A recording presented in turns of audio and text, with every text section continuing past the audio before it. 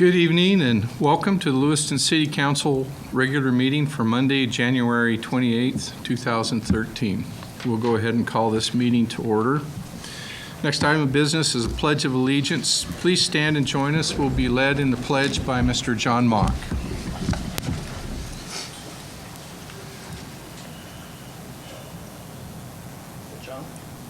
I pledge allegiance to the flag of the United States of America and to the republic for which it stands, one nation, under God, indivisible, with liberty and justice for all.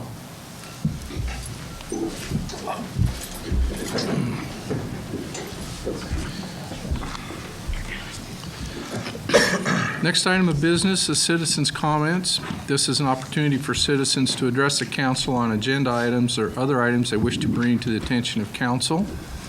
You're encouraged to discuss operational issues in advance with the city manager. In consideration of others wishing to speak, we ask to try to limit your remarks to 3 minutes. Are there any citizens' comments this evening? Come up and state your name and address for the record, please.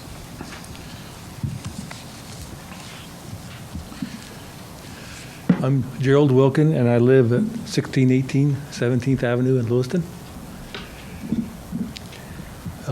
You may recall, it's been over a year ago, that the mayor was gracious enough to issue a proclamation in favor of Glass-Steagall Act. So I am sorry I haven't kind of kept you up to date. I kept thinking I'd have better news to report. I've been on these congressional offices constantly, not making much progress. But anyway, the reason I'm back again, I just want to kind of give you just a real quick update on the country of Greece. And the reason I picked that country is because they're the first ones that are really suffering the worst. So in Greece, there has been a 25% wage cut, a 50% cut in the minimum wage. There's been a 40 to 50% cut in pensions. At the same time, the poverty level in Greece is about 31%. There's been a 40% increase in electrical bills and heating oil. There were 132 state hospitals in Greece. They're trying to merge those in various ways to cut expenses. And the projection is that by the time they're said and done, half of those hospitals will be closed. So the declining health care, people are dying prematurely because of that. And you may say, well, that's Greece. What does that have to do with us? The plan for Greece is pretty much the plan for every country in the world, including the United States. And the reason Greece is going through this financial turmoil is not because the nation of Greece is broke, it's because the Greek central bankers are broke. So they're cutting back all expenses they can to try to bail out their central bankers. And basically, that's what's going on here. Our Federal Reserve is printing money day and night to bail out the banks. The Glass-Steagall Act, if it was passed, would separate the banking speculation from the legitimate banking, and that would put an end, basically, to that kind of action. So what I've been trying to do is work through the state legislature to try to get some kind of resolution through them to hopefully put a little pressure on our senators and congressmen to act on this issue. There is some support in Congress for it, but not enough yet. So what I was hoping is maybe some of you people would help me, especially contacting Mr. Rushi and Ms. Stevenson, and see if we can get some action taken. So I suppose my 3 minutes is about up. Okay. But anyway, if you like, I'll stay until the meeting's over and we can discuss it a little further. Okay. Or you can just send us an email, Mr. Wilkins, or we're on the website where we can look at some of your information and go from there. And then the other thing is I think if you go to the idahostate.gov there's a website where you can get to the emails and phone numbers of all the state and senator contacts for the state of Yeah, Idaho. I've got phone numbers for most of them. They're desk phones. We just happen to have one on the phone tonight, so Oh, Representative Stevenson. So. well, perfect. Okay. So, okay, thank you. Thank you. Any questions? Any questions of Mr. Wilkins? Yes. You know, I'm a pretty big critic of the Fed myself, so I commend you for being knowledgeable in that issue. Most Americans aren't, as far as what the central banking system has done. So I commend you for that, and I'd be happy to talk to you afterwards. We are, I believe, on our agenda we have an executive session, so you have to wait around until after that. But I'd be happy to talk to you. All right, So. sounds good. Okay. All right, Thank you. you.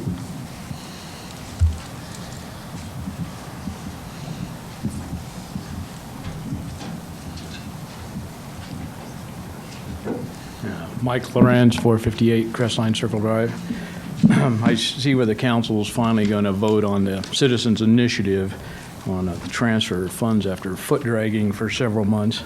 Glad to see you guys are doing something, because it sure didn't take you very long to, and it passed by quite a margin, unlike the library initiative. And you guys couldn't get out there and start spending the money fast enough. So I hope you do what's right with this initiative and pass it like it should be, without any tweaking by any city staff or anything. My next question is, I got my lovely blue monster this week, and I'm kind of wondering if there's any different sizes for those, because the size of those things, I can't imagine some little old ladies trying to wheel that down their driveway without having a runaway cart. And I'm wondering if there's any other sizes, like they got different sizes of garbage cans. I Yeah, there mean, is. some of those things, Yeah. I mean, they're huge, and I think some elderly people are going to have a tough time managing that stuff. Yeah, So- there's, that was one of the things I was going to mention in our council comments, Mr. Lorenz, that I talked with Sunshine Disposal, and they'll have smaller carts here in a few more weeks. Just call and get on the list, and they'll change you out. Yeah, okay, thanks, Kevin. And then the last one is, I kind of like those fountains down there and coming across the bridge, but we have one canoe attached to one of the fountains, and another one's laying up on the bank. And what I'm wondering is if somebody from Parks and Rec, because I'm sure they're not overly busy this year either, go out there and haul those things off and recycle them and give them money to Moday Park or something, because it looks pretty terrible. I mean, like I said, I enjoy the fountains, they look nice, but those canoes look terrible. And you got one, like I said, laying on the bank there, and it certainly does not make Lewiston look very well. And I guess the last thing I want to talk about is everybody's kind of harping about Sarah Stevenson. Oh, she's in the legislature now. Well, let's see. I remember Mike Nacarado was a full-time fireman, served in the legislature, and nobody seemed to squawk about that. And I don't know, some people might remember Ed Williams. He was a PE teacher at Jennifer and just a really good guy, but he served, several times on the state legislature. And it didn't seem to be an issue then. I don't know, maybe if Thera was a Democrat, it wouldn't be a problem. But obviously, as far as I'm concerned, if she's doing the job, Dennis has used the speakerphone system before, so I certainly don't see a problem with it. Thank you.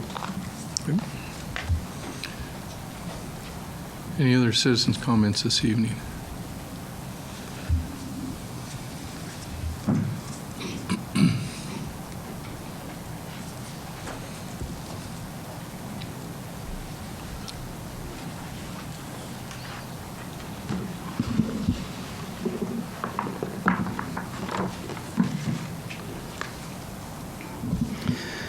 My name is Wilson Boots. Live at 1621 20th Avenue in Lewiston.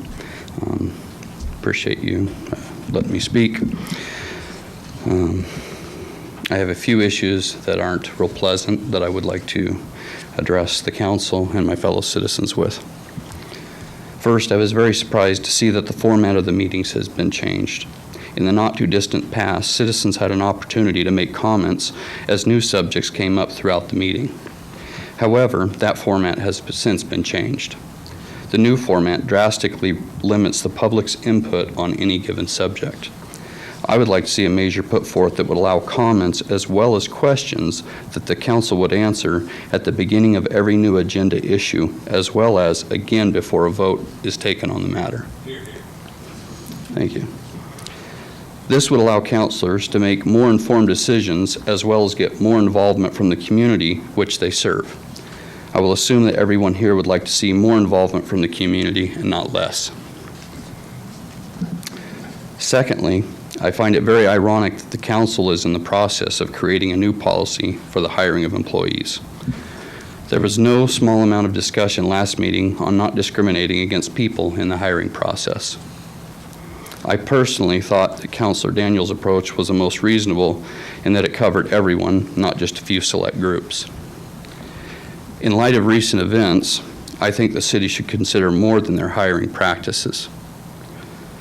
The way in which the chief of police and the city manager conducted themselves in regard to the firing of Debbie Clout is reprehensible. I would have hoped that the city officials would show more compassion and understanding towards any 9-year employee, let alone a newly widowed woman. It seems the police department will stop at no lengths to protect any male employee that has committed questionable acts at the very least, while at the same time throwing numerous female employees under the bus.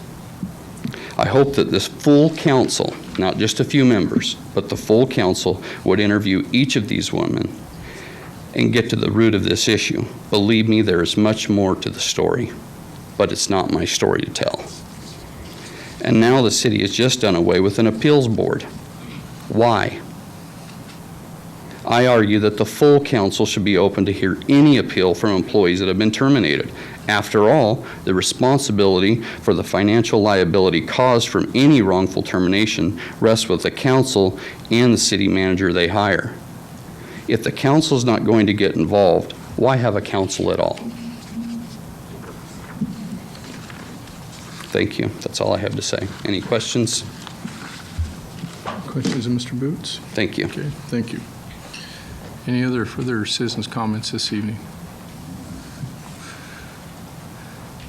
Okay, we'll move on to the public hearings and presentations. And then we have 2 proclamations. And I'll read them both before we present them. And as prerogative as mayor, I'll do beauty before age, so John Melva gets her proclamation read first. Whereas Melva Mock has served as a volunteer for the City of Lewiston Historic Preservation Commission for 12 years from July 2000 to November 2012, and Melva has contributed generously her time and administrative support to historic preservation and volunteered her administrative support for the Orchid Award program that was approved by City Council in December 2001 to enhance and preserve the city's rich historical inheritance.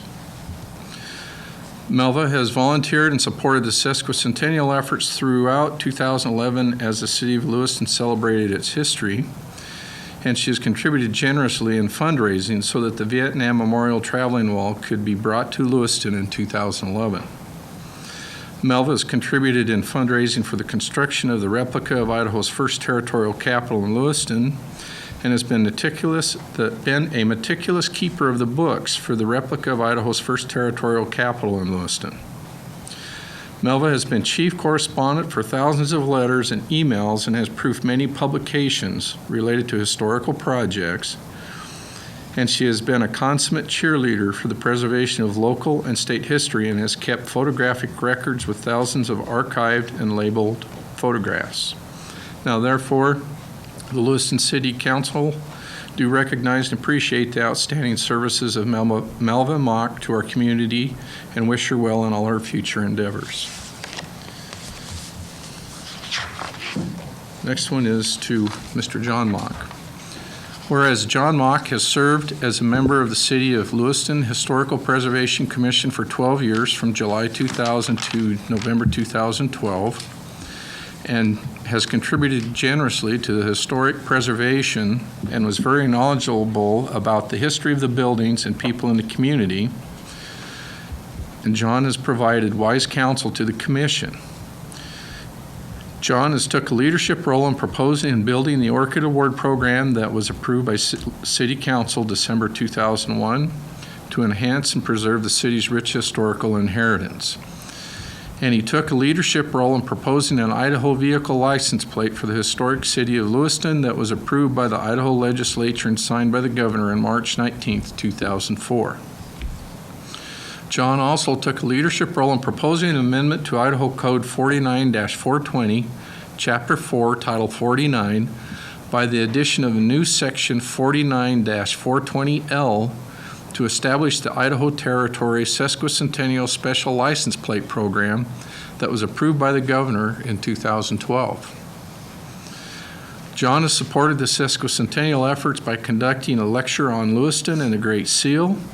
The capital moves to Boise, and he has contributed generously to fundraising so the Vietnam Memorial Traveling Wall could be brought to Lewiston in 2011, and he took a leadership role in fundraising for the construction of the replica of Idaho's first territorial capital in Lewiston. John Mock was an important communication link between the Nez Perce Historical Society and the Commission. Now, therefore, the Lewiston City Council do recognize and appreciate the outstanding services of John Mock to our community and the Historic Preservation Commission and wish him well in his future endeavors. John and Mel, would you come get your proclamations?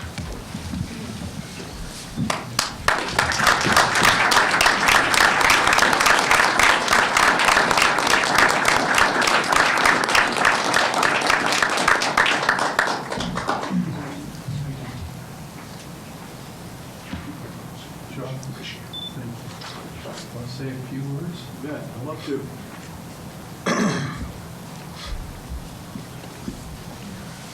Well, thank you very much, Mr. Mayor, City Council, fellow citizens of Lewiston. The last 13 years, we've been proud to serve with the Lewiston Historic Preservation Commission. Has been a blast in the past. In actuality, we've just had a great time. We've had a lot of fun working with these outstanding members of the commission.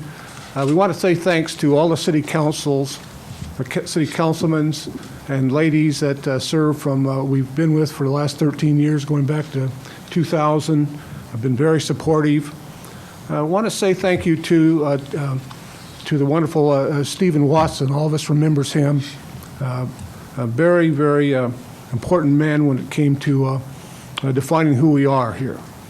And I want to thank the city managers that we were associated with and the mayors, Kevin Poole, Doug Havens, and all of our mayors that we worked with. So I just want to say thank you again to everyone for allowing us to serve the community and to help preserve Lewiston's history.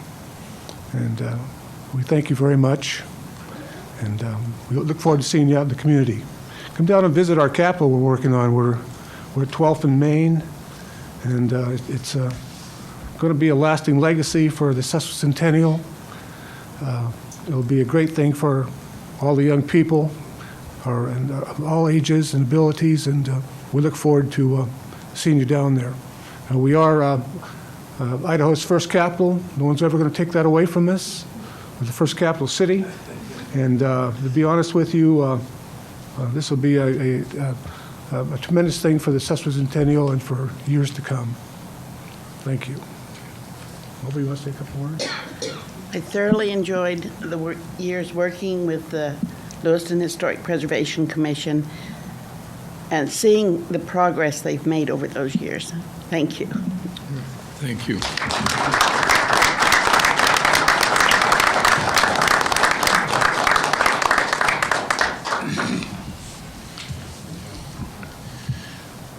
Next item of business is the presentation for Senior Games. It's a presentation by Barbara Bush.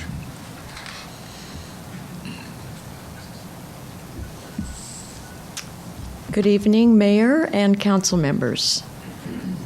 What a wonderful honor to follow such amazing senior volunteers. And actually, that's what we're all about. The organization that I work for is the Washington, Idaho Volunteer Center, and we sponsor RSVP, the Retired and Senior Volunteer Program. Currently, we have over 400 senior volunteers working in the Lewis-Clark Valley, and they work in many, many nonprofits that serve the needs of the community. Since 2009, our organization has also sponsored something else that keeps our seniors active and fit and involved in community. And this is known as the North Idaho Senior Games. At least it's always been known as the North Idaho Senior Games, but we suddenly realized this year, in its 15th year, that folks don't compete just in North Idaho for these games. They also compete across the river. The Lewis-Clark Valley encompasses both sides of the river, you know. So this year and forevermore, until somebody changes their mind, our games are going to be called the Lewis-Clark Senior Games. Men and women over the ages of 50 compete in many different events. Among them are tennis, archery, table tennis, pickleball, target shooting, racquetball, swimming, bowling, track and field, cycling, horseshoes, and a 5K run and walk. Now, some of these folks that participate are very competitive, and they want to win one of these beautiful medals.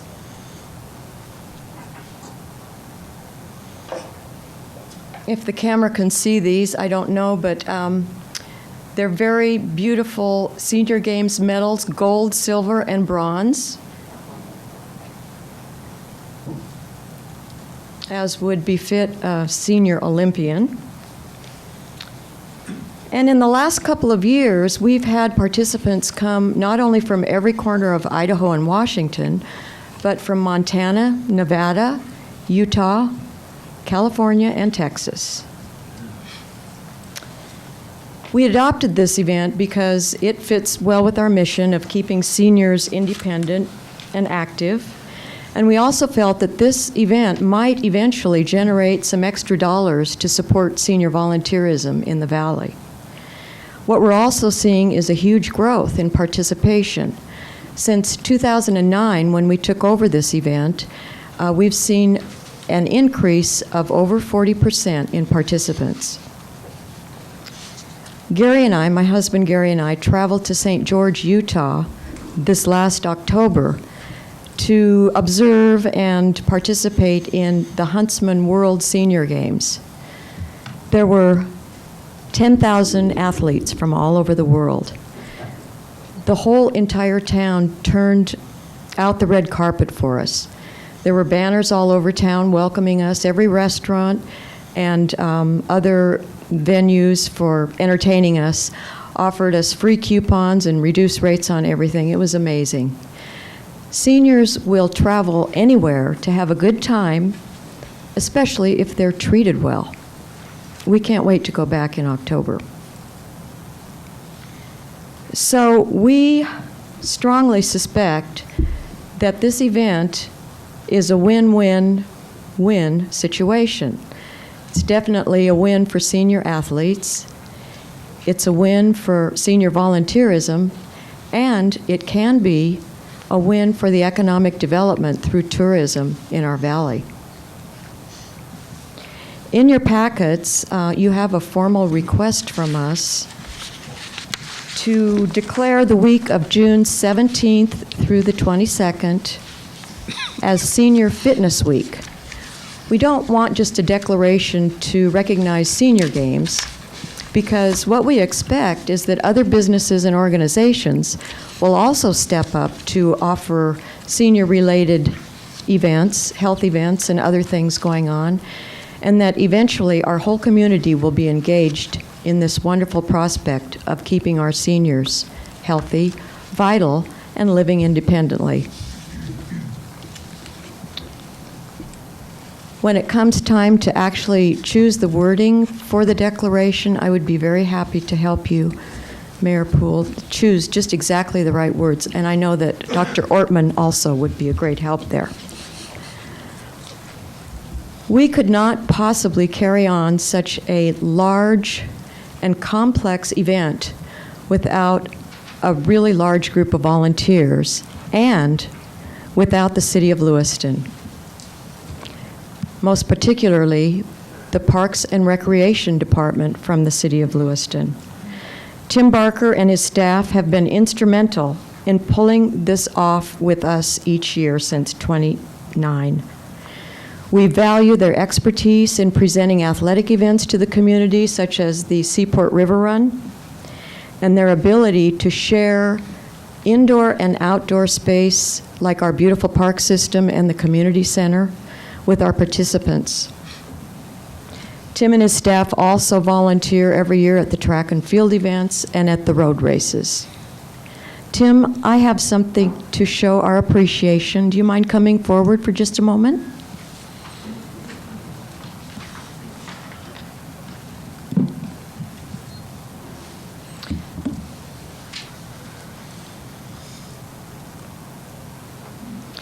This is a certificate of appreciation to the City of Lewiston Parks and Recreation Department for the generous support, advocacy, and promotion of senior health and fitness through our ongoing partnership in presenting the Lewis Clark Senior Games.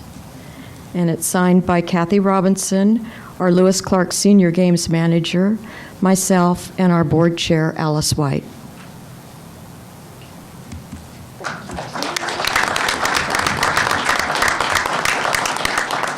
Does anyone have any questions for me? I have a question, not a question, a statement. You can't get away from away from a microphone. You've talked about George, Utah, and your participation. I think you really have some false humility here. Maybe you should tell everybody what you won. Oh, Dennis. There are several people from our senior games that have been honored with special medals, and I was one of them because I was one of only 3 people in my age group, so I won a silver medal. But you folks know Jim Jeffords, and he also qualified for nationals this year, as did Kelly Haberman, a cyclist. And I'm sure there's others that I don't know about, but we've got some awesome senior athletes. Thank you. Ms. Bush, the June 10th will be the city council meeting before the senior games. So that would probably be the date we'd want to make sure that's all brought to council to read the proclamation is on or before that date. June 10th, I'll be here. All right, thank you.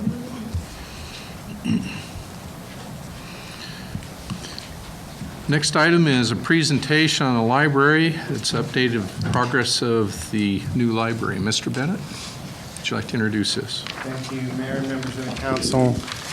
We have a number of representatives from the Lewiston Library here this evening who are going to probably use a tag team approach to give you an update on the project itself and how the funding is going and when we can anticipate the new library to open. So we have Alexa Eccles, our library director, Bob Fulton from the library board, and our architect, Larry Combe.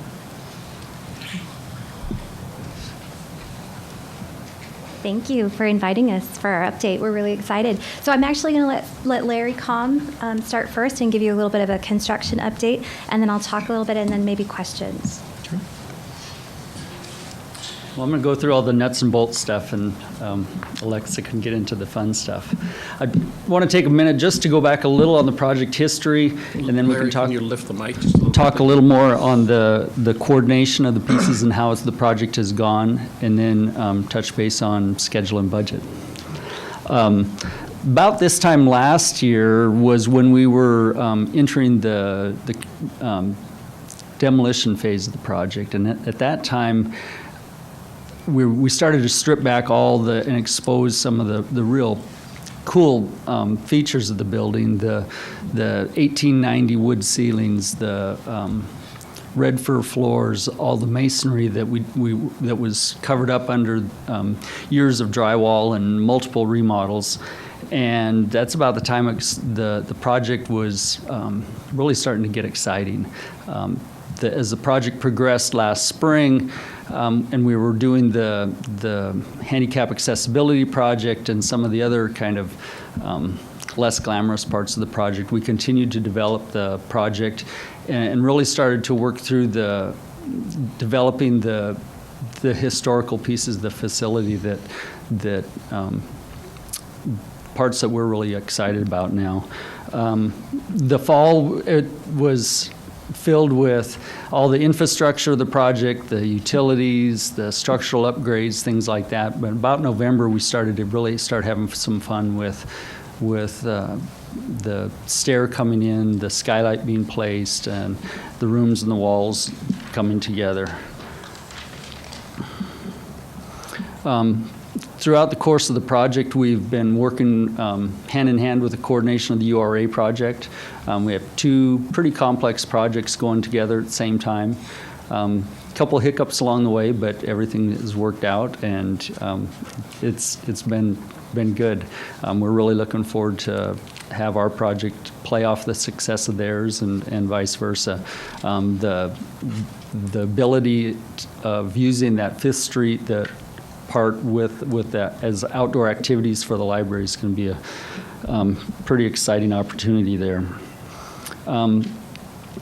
As we worked through the design of the project and it became more of a way to express the beauty, the natural beauty and the features of the old original 1890s building and the 1920s building, the project became a lot more complex than a project that you might drop a ceiling in and carpet the floors and drywall the walls. That transferred into some real challenges for the contractors. And so once we got on board with the contractor and started working through it, and we have most of the subcontractors on the project are local firms, and we've been kind of pushing them to keep the not only the quality but the coordination amongst themselves, and the local subcontractors have really stepped up and been a great team, part of the team to work with. Same way with the city building official and our construction coordinator. They're a block away, so we see them often, and that's been a great benefit, additional eyes and ears for us to work through the project. So now we're about 3 months away from finishing the project. Just this last week, the start of the built-in shelving is being installed. It's starting to really feel like a library now. The 1890 ceiling is being repaired and getting ready for paint. Just this last week, some of the old wood columns that were all painted and covered from years of drywall were sandblasted and are really looking cool. It's starting to hit that fun part of the project. And we're all really excited to, as the weather warms, we'll get to do the exterior improvements and paint the building and get the canopies and really get ready to show it off. Construction budget. We entered the project, and whenever you do a remodel project like this, especially in an old building, you got to be prepared for surprises. We budget a 5% construction contingency of the project, and fortunately we haven't seen that many surprises, and we're holding about 3% on our construction contingency. So we feel real good about where we are with the budget and finishing up the project and holding strong with the budget. Clear back in, I guess about a year ago, when the final funding was secured for the project, we looked ahead through the completion of the design, the construction documents, the bidding schedule, and the construction of the project, and we're aiming towards mid-spring for a completion date. Right now, we're on schedule to be doing our punch list in April and turning it over to the library for their move-in on the project. So that's a little about the nuts and bolts, and I think Alexa wants to talk more about the fun stuff now. It's really high now, sorry. Well, I wanted to mention a few things. Over $4.8 million have been gathered for the Lewiston Library remodel. Currently, that's about 39% of funds coming from the city of Lewiston. I think the staggering number is really that 61% of the funds right now are coming through fundraising efforts through the Library Foundation and private sources. Nearly 1,000 individuals have come forward and contributed to the project to date, and we have needed every single one of them and every single donation to make this dream a reality. The project continues to be very successful, a model for this public-private partnership. In terms of what the $4.8 million means to the new library, more space, 20,000 square feet for the first floor and an additional 1,500 square feet upstairs, or about a tenth of the second floor. More tables and chairs, more computers. Currently, we have 5 public access computers, and we're estimating 5 times that for the new library, so somewhere between 25 and 30 computers. More technology. The new library will utilize new technology to save customers time and add convenient options such as unimpeded access to holds, along with streamlined checkout and self-service options like printing and a copy center. Customers will have computer classes for all ages, including seniors. They'll discover expanded selection of software, such as video and photo editing programs. The new facility will offer broadband internet access, a state-of-the-art voice-over IP phone system. The new phone system will offer greater reliability as well as service improvements such as video conference calling. The new phone system eliminates long-distance charges. The new facility will be wired for the future, ensuring cost-conscious development and expansion. The hub for wireless computer access will include wireless printing. Bring your laptop and hit print. The library will utilize technologies such as video cameras and key cards to secure the facility. Conference room and meeting room users will have access to a podium, sound system with microphone and speakers, and smartboard, a dynamic tool used for multimedia presentations, instruction, and learning. The Lewiston City Library will remain CIPA, Children's Internet Protection Act, compliant as it transitions to a more modern, flexible, robust, cloud-based internet filtering system. There will be new services as well, including meeting and gathering spaces, an 8-person conference room, a 2-person study room, a 54-person meeting room, an art-inspired upstairs landing, which I like to think of as an inspiring casual gathering space. Also, a new way of organizing the library, moving away from the Dewey Decimal System to a newer, intuitive approach to arranging materials similar to a bookstore. The library will continue to be friendly, casual, comfortable, and fun. And I love that we'll have a coffee nook to provide refreshment, as well as an ongoing Friends book sale, an opportunity to snag a bargain. What it doesn't mean. A third of the library's current collection will be placed in the basement until full expansion of the second floor. Items will be retrieved at the public's request, as well as opening in spring with no extra staffing or new positions. What it may mean is that with full expansion of the second floor, we'll have a large meeting room open to the public with a capacity of over 250 people. A roof garden, which is a green space that offers a killer view of the valley and brings that outdoor in. Specialized collections and areas for research, such as local history or genealogy. Classrooms and space to support area nonprofit organizations as well. The Library Foundation continues to raise funds. Please consider joining us at the annual fundraising gala set April 20th. The City Council's tremendous support continues to be needed, and now turns to funding operations. The Library Board is currently in the process of establishing next steps through the creation of a facility master plan. Through the Library Board's leadership, we will be taking both a strategic and long-term look now that we are so close to having an amazing facility will be providing modern library service to the entire Lewiston community. So, I don't know if you have any statements? I do. Okay. I just have a short comment, and I'm going to plagiarize Mike Feeney, who is our board member, who is also an architect.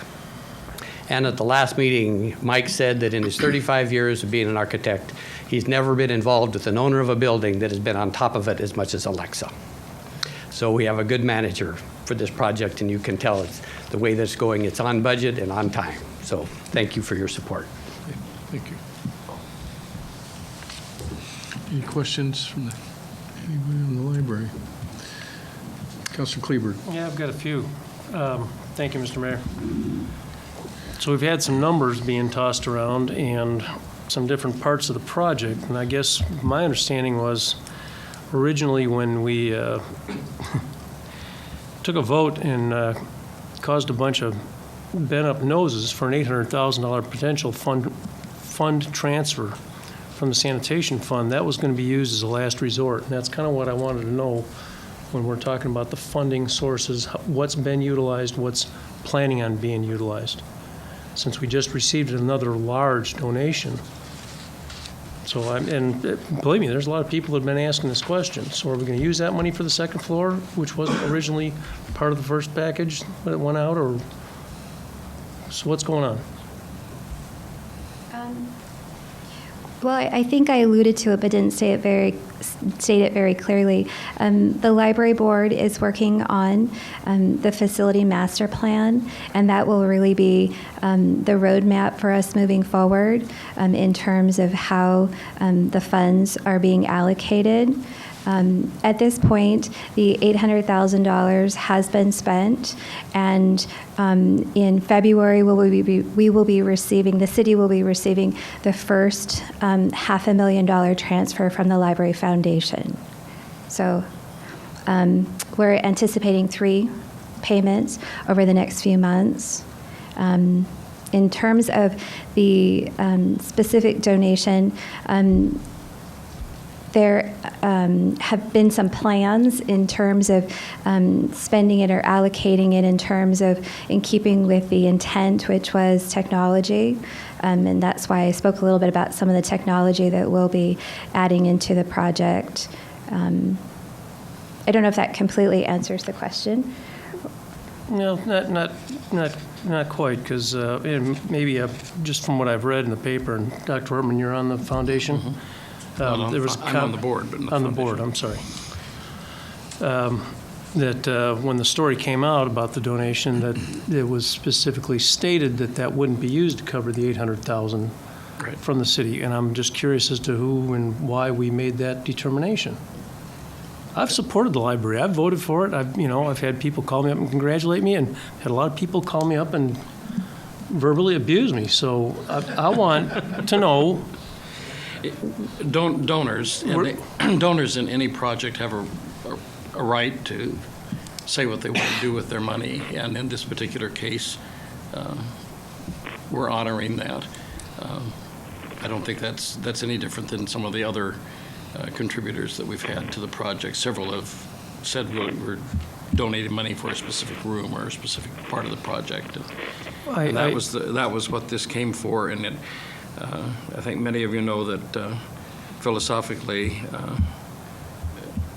we all think differently about giving money to cities, et cetera, and to governments, and to this particular contribution was a personal gift not from the company, but a personal gift from Schweitzer's, and they specifically stated what they wanted it used for. Well, because I didn't get that out of their letter to the editor when they had a rebuttal to the editorial about the funding. I guess I'm going back to this. I thought the original project was somewhere in the $3.3 million area, and now we're, Alexa's brought up that we've got over $4.8 million. So I guess what I'm trying to get at is what has changed from when we originally went down this road. I mean, are we going to do the whole second floor now because we got an extra $1 million, or? We're not. If you want to talk. We have as far as the second floor is concerned, we have not even made a plan on that yet, other than conceptually, we want to use the whole building. But and that's why we've paused here to put together a strategic plan, because we certainly were not ready. We weren't planning on going to the second floor. We aren't. The construction project isn't for the second floor. We don't have any specific drawings for the second floor. We haven't done architecture for the second floor. So it's premature at this point to say, other than the fact that I know that the foundation and the board eventually wants to have the whole building to be a library. But we've got to get this first floor project finished and moved in and find out what works and what doesn't work before we get started on the second floor. Okay. And then Yeah, Councilor Kleberg, I think that one of the other things that will be happening, I certainly have heard from donors who will participate in the second floor once it opens up, and there are some promises of future funds for that. But at this stage, we're trying to get the first floor done. We're not there yet. We'll get there. Okay, so I guess going back to my last comment, originally I thought this project was in the 3.2, 3.3 million range. Am I mistaken on that? Because I don't have those numbers in my head. You're going to guess. Yeah, I don't have those in front of me, Jim, but I think it's 3.7 for the first floor. 3.7? Right. Okay. But, And yeah, then we've received additional funds for, as Alexa stated, the Schweitzer gift was primarily for technology and to help us have a 21st century library. So that's why we're in a position where we've gotten funds before we have our plan of what we're going to do with them, and we want to be very intentional about what we want to do with those funds and not just jump into it. okay. I think of the 800,000, I think that's a commitment on the city's part that I think that the majority of us are willing to still stand by and honor. And I'm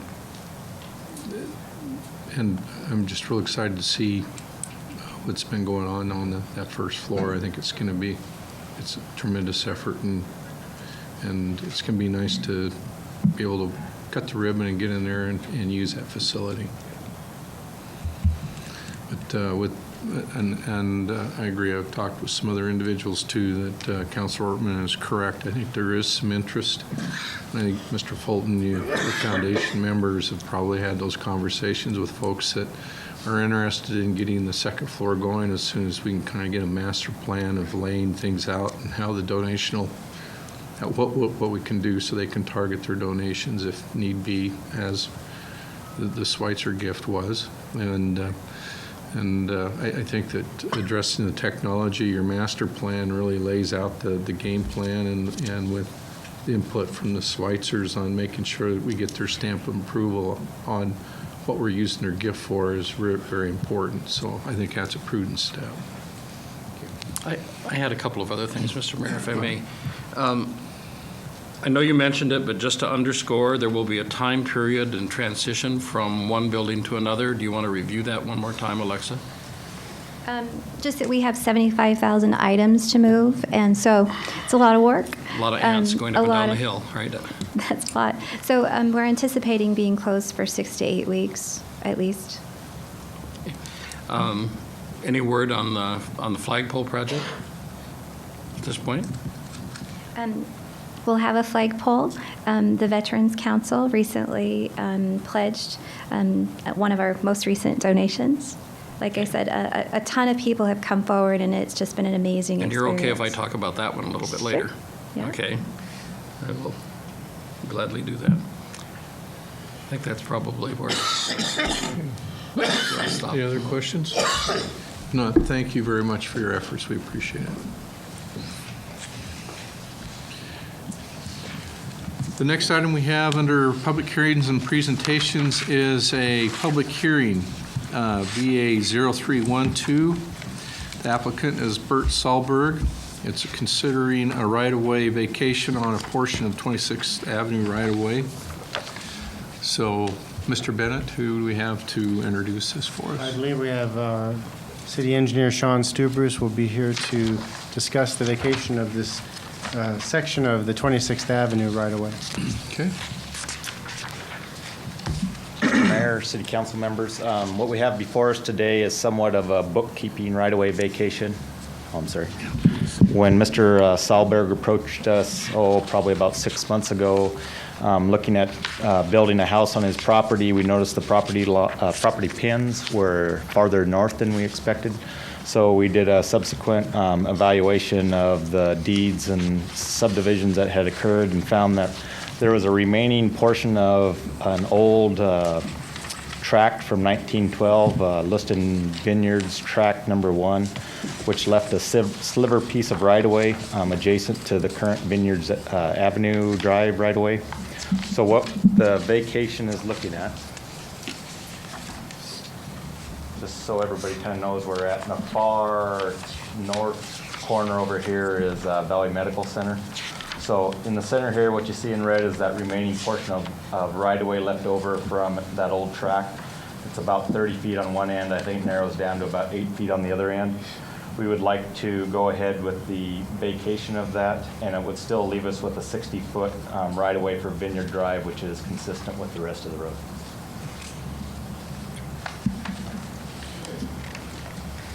Mr. Stubers, so staff has verified that the right-of-way on the opposite side of the road doesn't have the same jog in it, that everything is a consistent 60-foot right-of-way throughout there. Okay. Any other questions from council? Okay, thank you. We'll go ahead and open this hearing for public comment. Is there anyone wishing to speak for or against this vacation request? You'll have the chance to close, Mr. Salbert. Yeah, we won't let you off the hook that easy. Is there anyone else wishing to speak for or against? Okay, Mr. Salbert.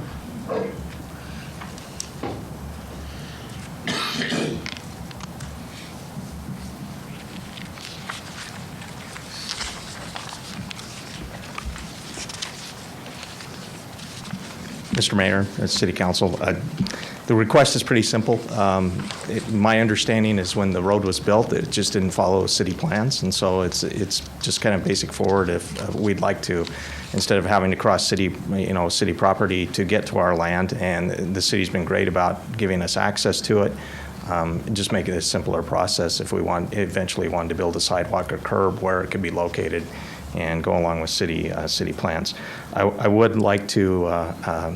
I know the city staff always gets beat up, but I would really like to thank Mr. Hayhurst, Mr. Davies, Ms. Witters, Ms. Cole, and Mr. Stubers for their help. I mean, I've had to do very little with this because the staff has just been on it, and they've been very easy and very great to work with. So I just want to add that. Okay. So with this vacation request, this turns us back to where they'll be paying property tax on it and won't be city right away. Is that correct? Okay. Thank you. Thank you. With that, we'll go ahead and close this hearing.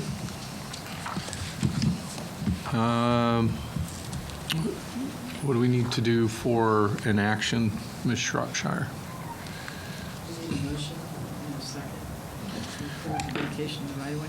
I guess the applicant doesn't need any rebuttal. I guess not. Mr. Mayor, I move that we approve VA 03-12, vacation of the right-of-way. Second. It's been moved and seconded to approve VA 03-12. Any discussion by council? Hearing none, those in favor say aye. Aye. Those opposed, same sign. Motion carries 7-0. Okay. Next item is a consent agenda.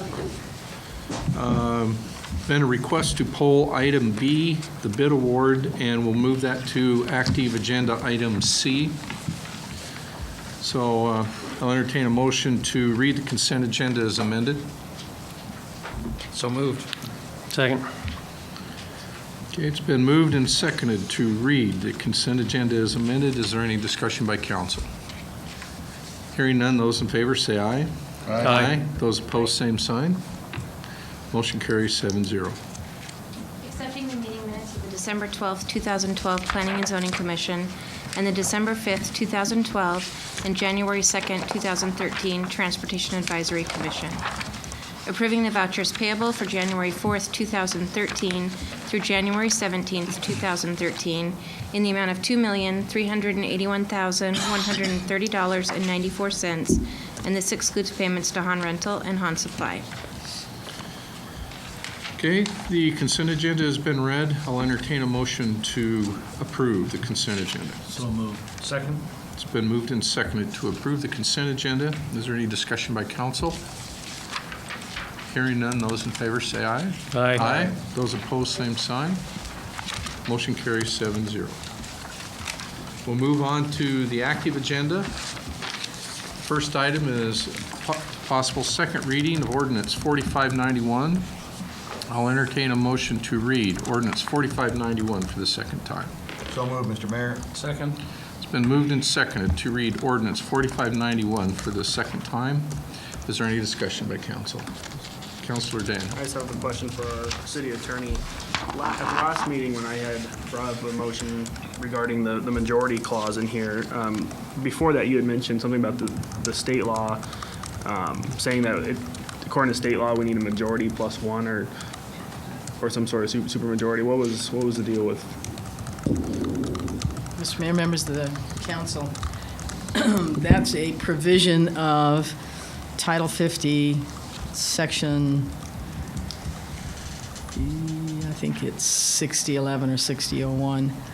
It's actually in the financial part of the municipal code that allows, it's a permissive, not a mandatory statute that allows the city council to declare an emergency by a vote of 1/2+1 members of the city council. So just to be sure, we're not, we'll be, if we adopt it with the current wording, would be okay, even though it'd be less restrictive than. That's correct. It's just a permissive statute. Any other discussion by council? Hearing none, those in favor say aye. Aye. Those opposed, same sign. Motion carries 7-0. Approving the second reading of ordinance 4591 by title only. An ordinance of the City of Lewiston enacting a new section to be codified as Section 2-5, which codifies the initiative measure on the usage and levying of fees approved at the general election on November 6, 2012. Amending Section 2-5 to 2-79, providing for definitions and providing an effective date. Okay. Next item is vouchers payable. Approving vouchers payable to Han Rental, Han Supply dated January 4th and January 17th for the amount of $1,955.46. I'll entertain a motion to approve vouchers payable with Councilor Kleberg abstaining due to conflict of interest. So moved. Second. It's been moved and seconded to approve vouchers payable to Han Rental, Han Supply for $1,955.46. Is there any discussion? Hearing none, those in favor say aye. Aye. Those opposed, same sign. Motion carries 6-0 with Councilor Kleberg abstaining. Next item of business is item C, possible bid award for the stormwater drainage outfalls project. Mr. Bennett. Thank you, Mayor, members of the council. This is the item which will ask the council to approve the recent bid openings on the downtown boring project for the FEMA stormwater project. And today we also have two of the city's engineers here, Joe Kaufman and Sean Stubers, to give a little more detail on the bid and on the project.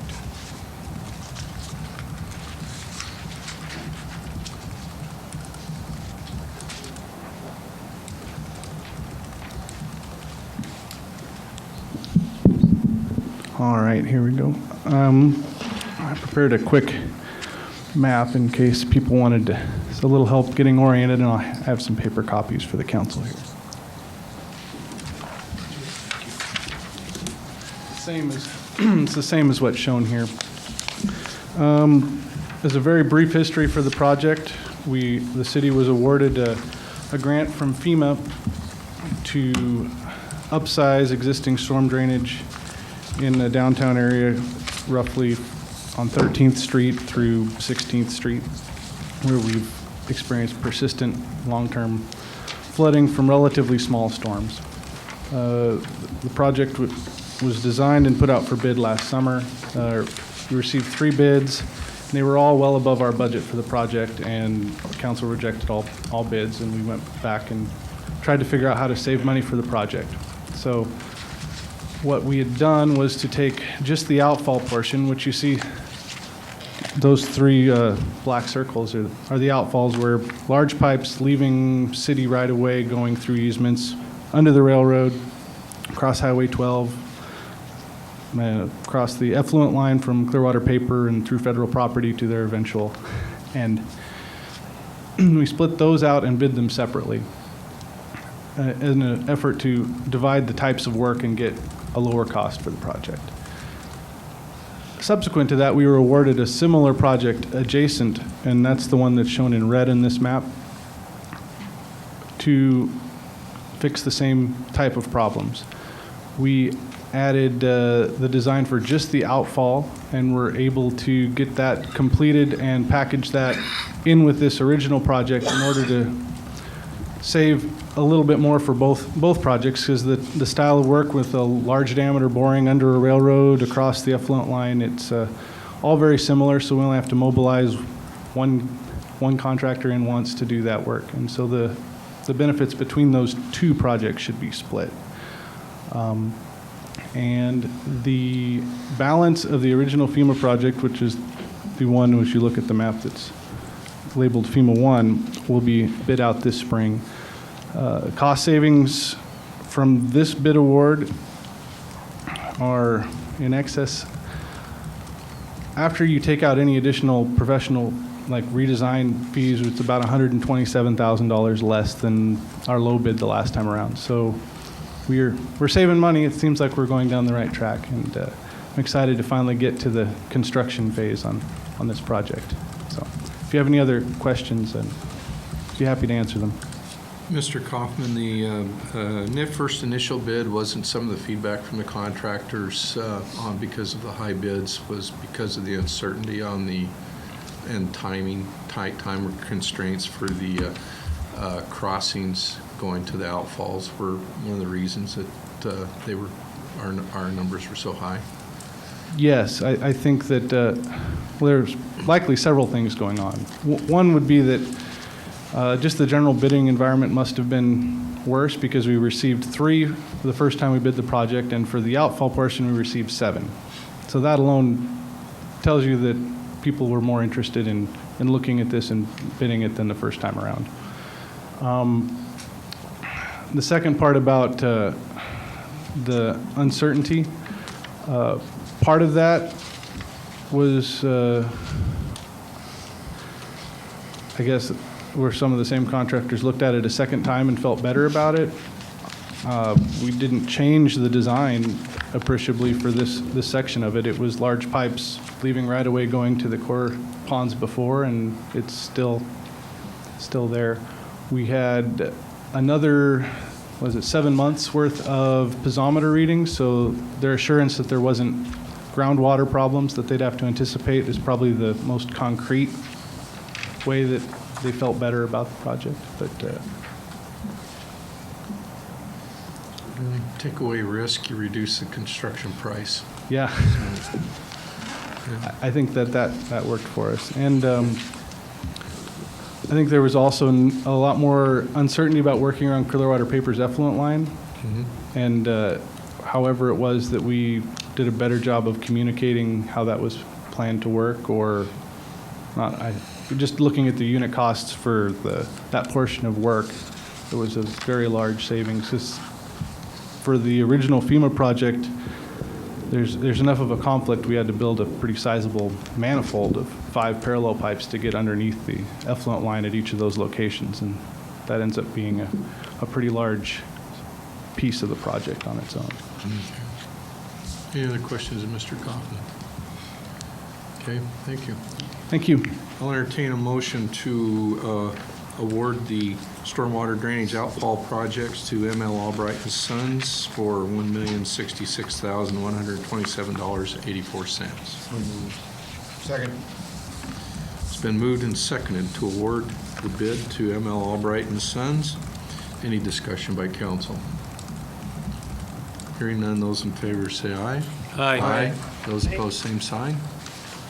Motion carries 7-0.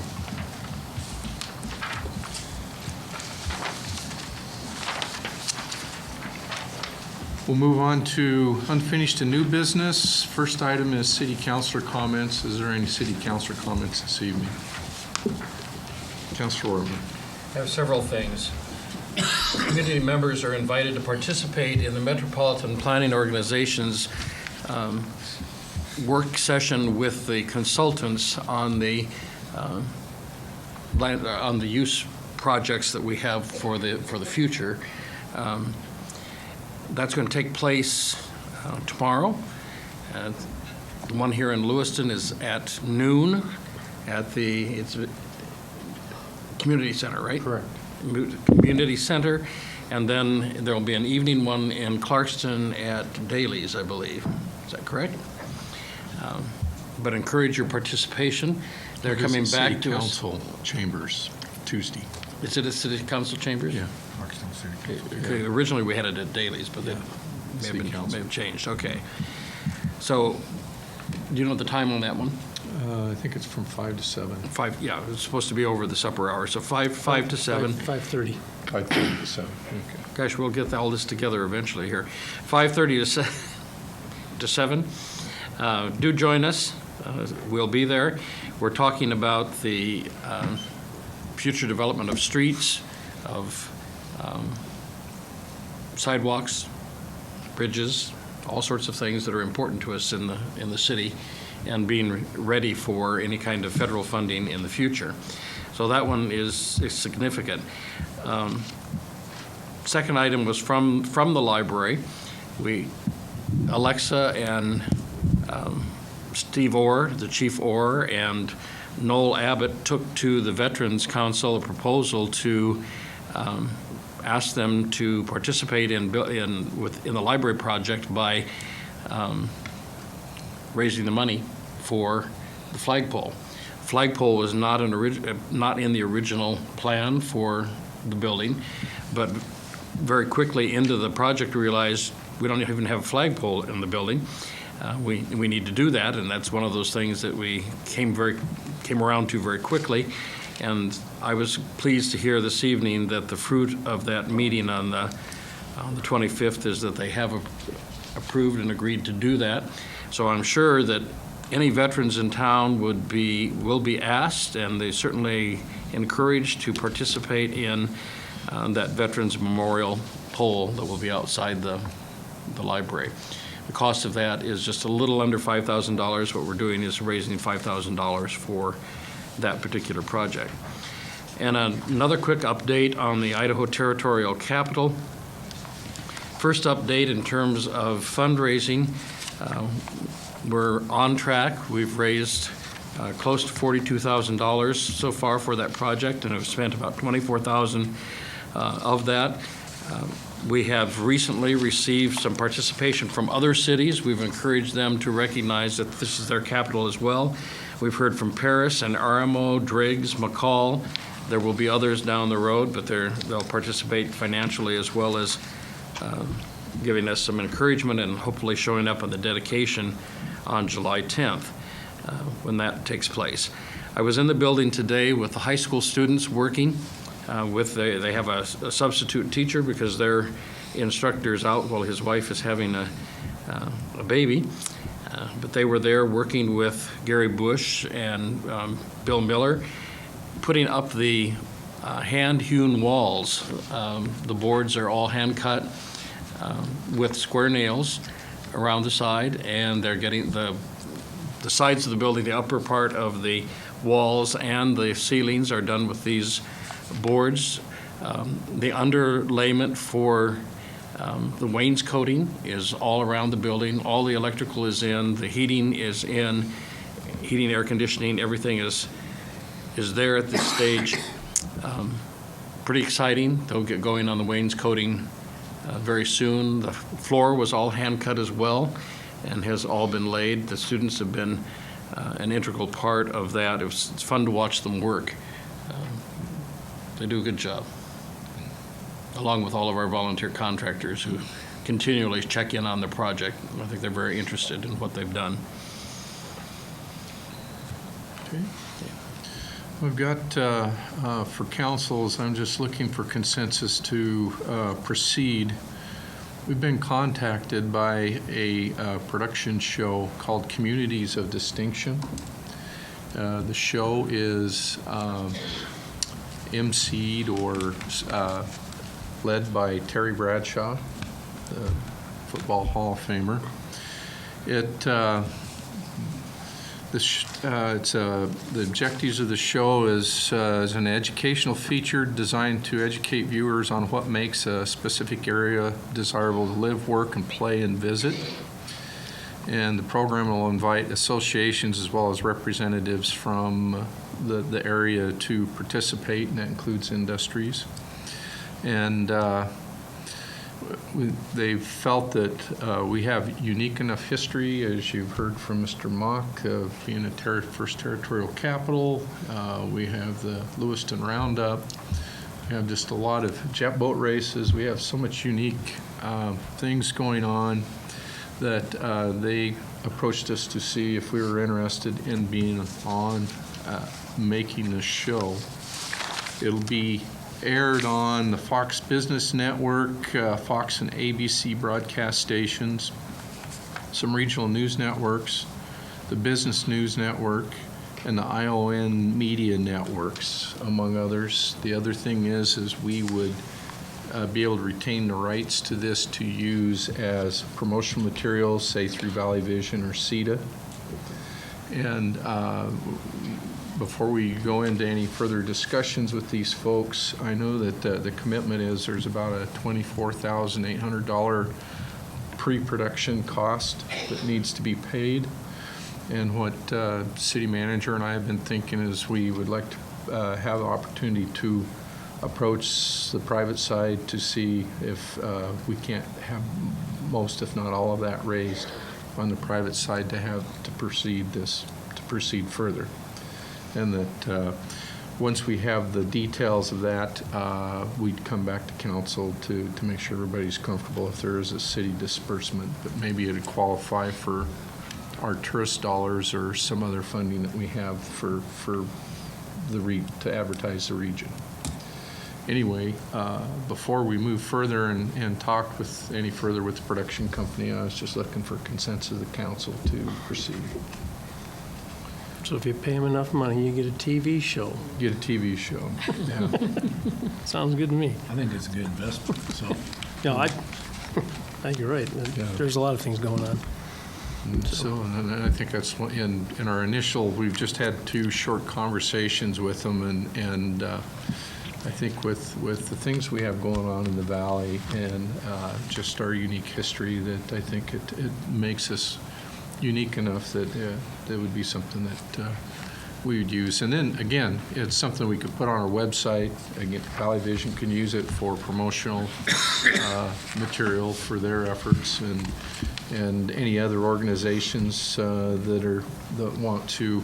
I think we're going to be looking at some of the civic organizations, because some of them are some of the oldest ones in Idaho that we'll probably ask to participate. Yeah. I also think that it follows some of the feelings of the people in our citizen survey, that, if I remember right, that they wanted to promote tourism.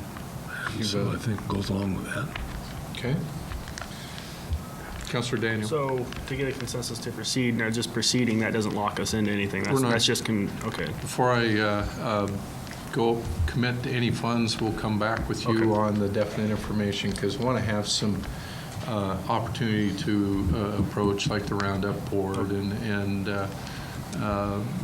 Valley Vision and some of these folks to see what interest there is in helping participate in this funding to get this video made. Councilor Cleaver. Are you done, or? I'm done with this unless you got a comment on it. Not, I'm seeing nods head, No, yeah, fine with that. nodding yes, so Yes. we'll move ahead. You got another comment? Yeah, I have some comments, but Okay. if you're done. Councilor Kleber. Thank you, Mr. Mayor. Speaking of historical artifacts, I was approached by some members of the Historic Preservation Council. They were asked to remove the Silcott mooring post for the ferries down by the intersection of the railroad and Fifth Street. And I want to go out on a limb here and thank Tim's crew. They did step up to the plate because most of these guys are a little bit older. Bill McVickers has got to be 81. He said, I can't pick that thing up. But the guys went down there. They did a fine job. It is being stored, protected right now. I think it'd be a fine piece once it's set to put in the library. I guess there's already a plaque made for it. And There's a chance it might be in the territorial capital is a possibility too. well, somewhere where it can be displayed and appreciated. Seen. But I mean, that was the opening of the commerce in this area, was tying up that ferry so people would get on and off it. And it sat here for, I don't know how many, 100 years, every bit of that. So anyways, it was kind of interesting. On a little more serious note, Councilor Stevenson, are you still here? Still here? Yes. Unfortunately, I'm going to close my comments out with asking you the same question I've asked you the last few meetings on, have you reached a decision on your participation in the council? Thank you for continuing to ask. There's no change, Council.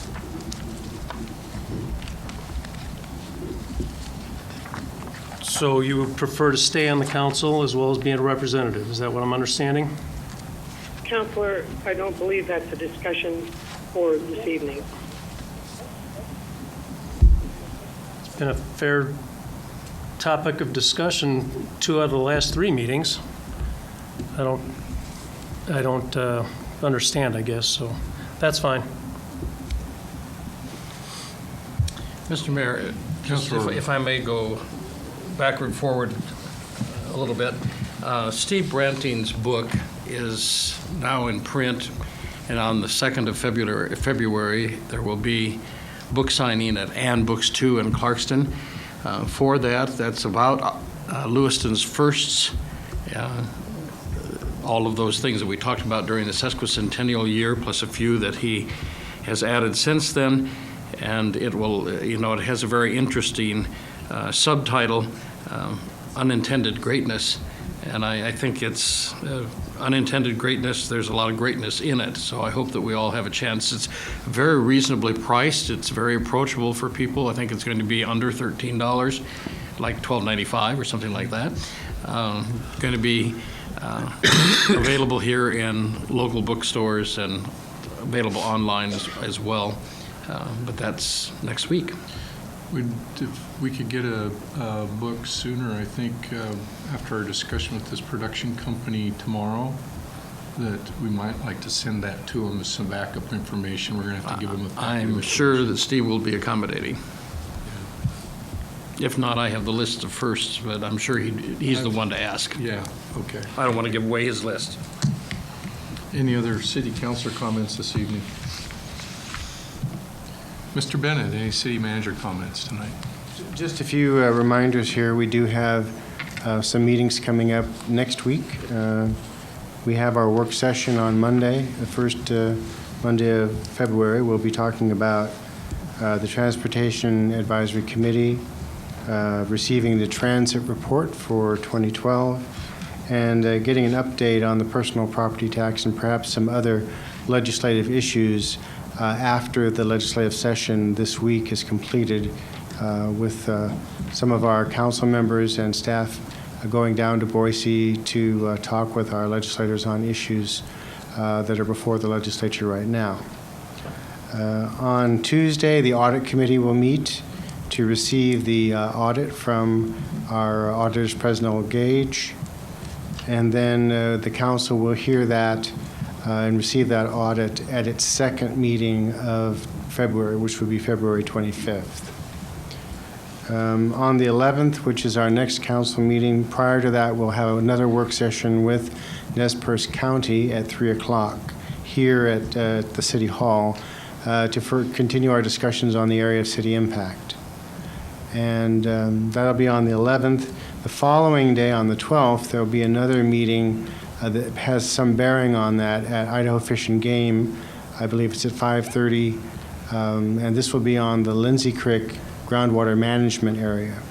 That area was created a number of years ago to monitor well activity in that part of the orchards, and it's been declining since its inception.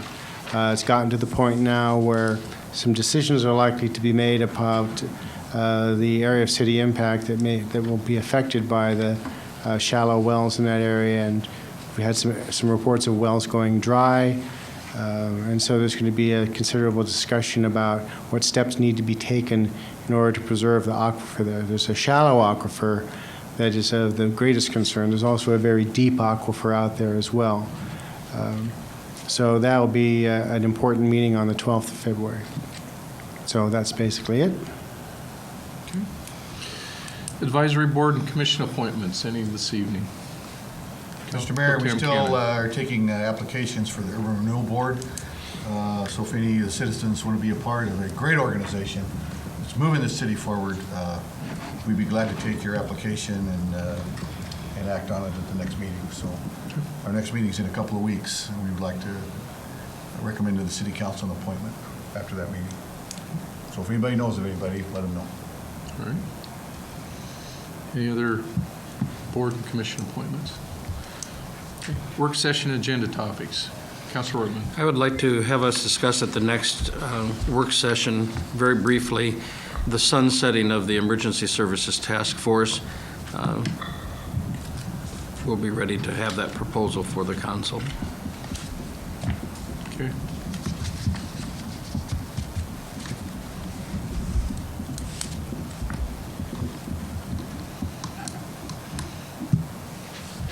Okay, with that, I'll entertain a motion to go into executive session regarding personnel per Idaho Code Section 67-2345, Section 1B. So moved. Second. It's been moved and seconded to go into executive session regarding personnel per Idaho Code Section 67-2345, Section 1B. Those in favor say aye. Aye. Aye. Those opposed, same sign. Okay, we'll take a Mayor, 2-minute. I'll sign off for that executive session. Okay, thank you, Councilor Stevenson. All right, good night, councilors. So we'll take a quick break and then we'll reconvene. There will be no business conducted after the executive session. We'll adjourn immediately after.